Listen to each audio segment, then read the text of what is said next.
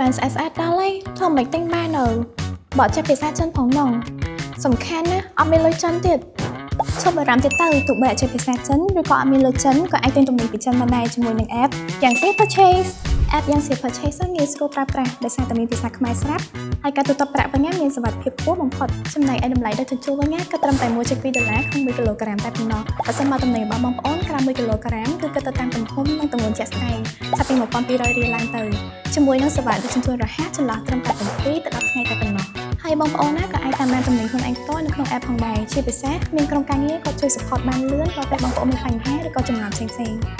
ដោយសារតែមានអតិថិជនគាំទ្រច្រើនយ៉ាង Safe Purchase នឹងបន្តការ free សេវាជួយទិញនៅក្នុង app មួយខែទៀតរហូតដល់ថ្ងៃទី31 ខែតុលាឆ្នាំ2025នេះ